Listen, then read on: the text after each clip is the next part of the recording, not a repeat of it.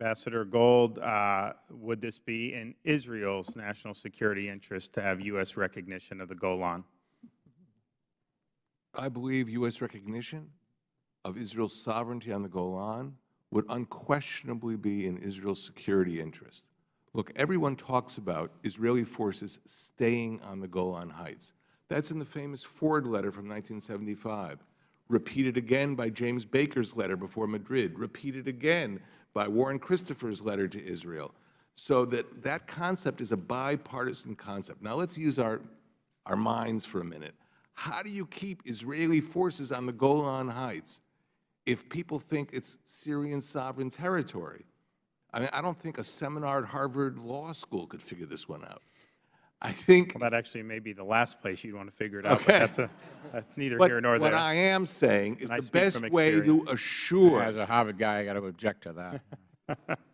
the best way to assure that is to do the logical thing and assure Israeli sovereignty, and that will protect the Israeli military presence that almost everybody agrees must be continued, particularly when you're at the end of a war in Syria where a number of countries are now going to come and say, okay, how do we create a new order in Syria? We get rid of the Israelis on the Golan. Prevent it, establish Israeli sovereignty. Ambassador Gold, how important was President Trump's decision to move the embassy in Israel to Jerusalem? It was extremely important and extremely appreciated by the vast majority of the people of Israel. Now we have Assad's regime, a campaign in southern Syria, obviously threatening Israel's sovereignty. What are the implications of that?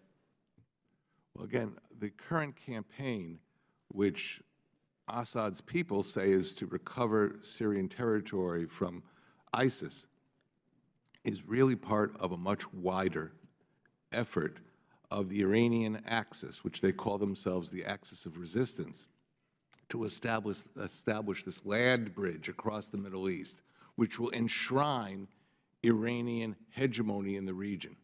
That should be our point of departure. And, you know, if some Arab states are not willing to come to this committee and extol the idea of Israeli sovereignty over the Golan Heights, it's because our diplomatic work, and I was involved in Golan negotiations for the State of Israel. I was involved in contacts with the Arab states. You can reach agreements quietly, but not publicly on a lot of sensitive issues. I don't believe that suddenly Bahrain or Saudi Arabia or Kuwait or the UAE would downgrade their relations with the United States because the United States recognized the Golan Heights as Israeli sovereign territory. To the contrary, you would be serving the interest of the anti-Iranian group among the Middle Eastern states. Exactly, and that's why we have a role of leadership in this whole question. So how would the question of Golan sovereignty factor into what currently Syria is doing? Well, there would no longer be a question mark about the Golan Heights, that if the Syrians could launch a surprise attack and seize some territory, they could move a diplomatic process that allows them to take Golan territory at the end of the day. That would be defeated. It would be clear that the United States is on the side of Israel staying on the Golan Heights permanently. And I think it would deter aggression rather than stimulate it. I agree with you, Dr. This has been a great testimony that we've all provided. I appreciate that. But I do want to focus in more than we have so far on Iran and Iran's designs.